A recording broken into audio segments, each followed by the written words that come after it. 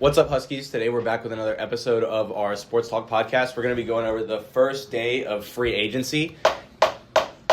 We've got John behind the camera who wants us to talk about the Geno Smith trade to the Jets. So we're going to start with the Geno Smith trade. To the Jets. He got traded for like a sixth. The Jets are going to start him next season, and they're going to be horrible, and now the Raiders are going to have Aiden O'Connell backing them up.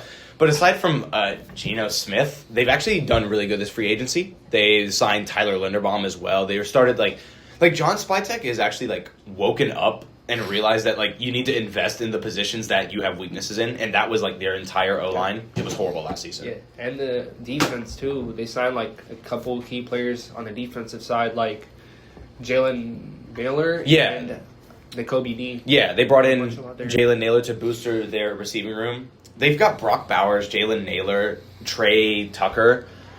They actually, low-key, have a good offense now. And especially with Ashton Jeanty, who I think is a top 5 talent in the league. I think that's, they have a really good offense now. And they've made it out like bandits so far in free agency. And with a couple of big, players still available, maybe they take a swing on, Tyreek Hill or something.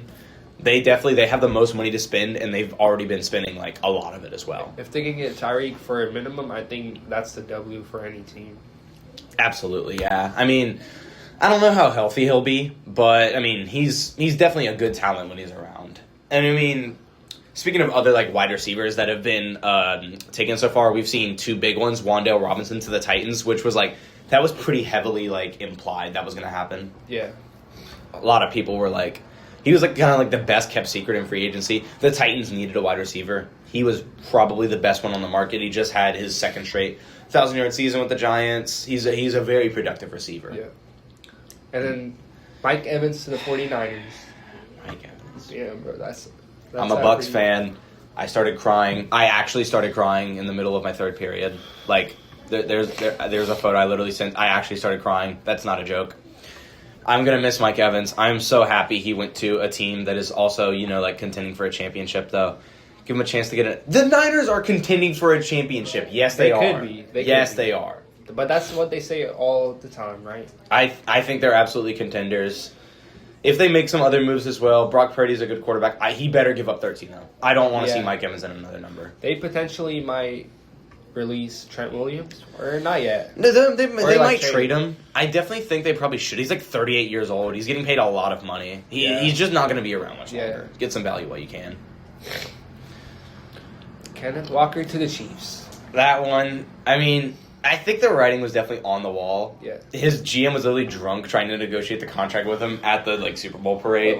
We could see that was going to happen. I just wish it wasn't the Chiefs. Yeah.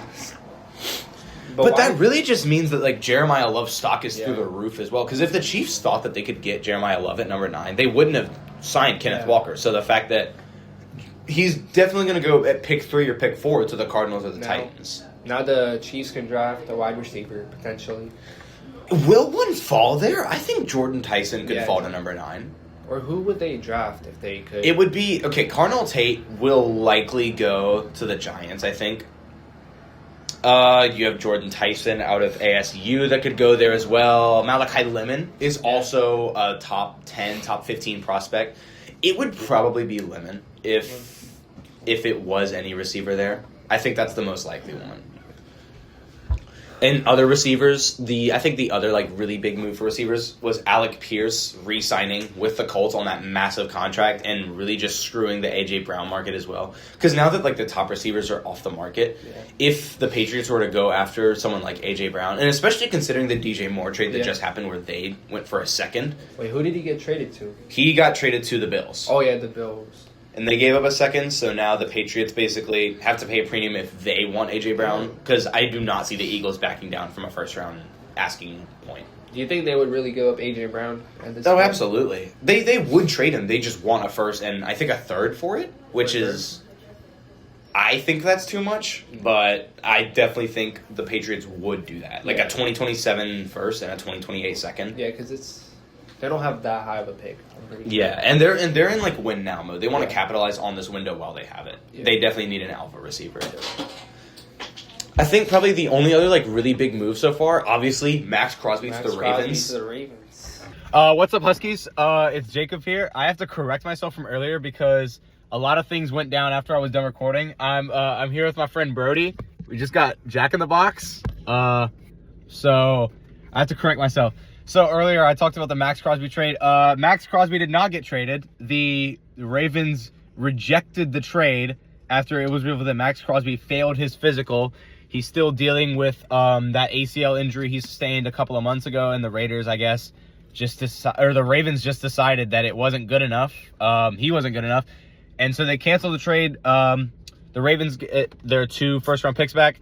The Raiders get Max Crosby back, and I assume he'll probably hit the market again. I can't imagine them keeping him because, like, they already tried to trade him. I don't really see that going well. So I probably think that, like, the Cowboys will end up with him, honestly.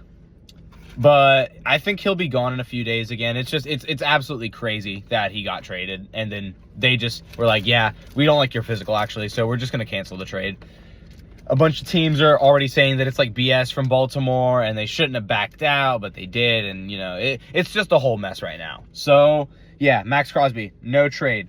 And Bam Adebayo dropped 83 points. I know we haven't talked about NBA stuff yet, but, yeah, so Wilt Chamberlain has scored 100 points a game in the 1960s. The second place was Kobe Bryant back in 2006, and it took 20 years for someone to beat that, and someone beat it tonight. Bam Adebayo of the Miami Heat dropped 83 points on 43 shots attempted and 43 free throws attempted. Same amount of free throws attempted as shots attempted. That is absolutely insane. He made 36 free throws, I believe 22 shots.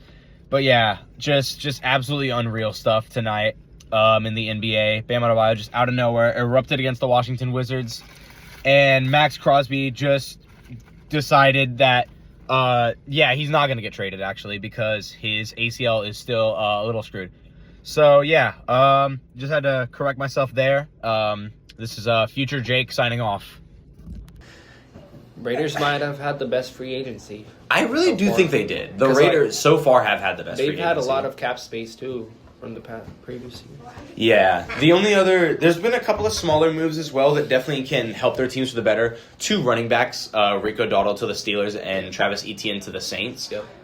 Etienne to the Saints really makes me think that Kamara is gone. Yeah.